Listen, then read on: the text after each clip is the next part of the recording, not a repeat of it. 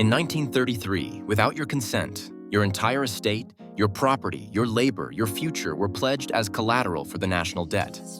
This was no accident. It was a calculated trust indenture scheme, engineered through statute, regulation, and tacit agreement. Under God's law, only the Creator makes law. But under man's counterfeit, everything is property, everything is collateral. In the revised statutes of the late 1800s, the basis for this structure was laid. Trust law, estate management, and administrative jurisdiction over registrable property. By 1913, the Federal Reserve Act created a private central bank, issuing Federal Reserve notes, debt instruments backed by nothing but the property and labor of the people. On March 9, 1933, the congressional record admits that these notes represent a mortgage on all property. Your estate was silently bound to the public debt. The 1945 Social Security Act expanded the trap. Your SSN is not just an account, it is the trust number of an estate. You are the trustee. All registrable assets, land titles, vehicles, bank accounts, wages are linked to that trust.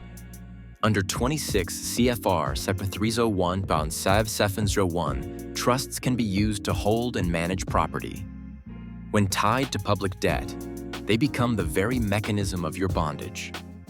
The Depository Trust and Clearing Corporation holds birth certificates as negotiable instruments. Each certificate, under securities law, can be bonded, traded, and pledged as commercial paper under the Securities Exchange Act. You are the surety.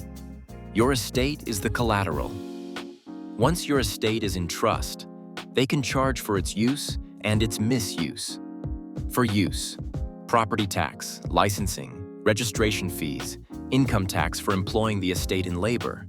For misuse, traffic fines, municipal penalties, court costs. Each penalty creates a constructive trust, an obligation, generating commercial paper, which functions as currency in the system. This is authorized in the Trust Indenture Act, 1939, and enforced under Roman civil law principles of administrative equity. It is by definition inland piracy. The entire scheme rests on one principle: consent. Not your informed consent, your presumed consent. As Matthew 16:19 states, "Whatsoever thou shalt bind on earth shall be bound in heaven." Every signature, every application, every license reinforces the pledge. In God we trust.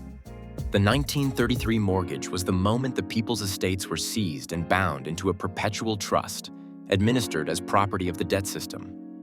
Search Burn the Corporate Fiction on YouTube, Rumble, Facebook, and X.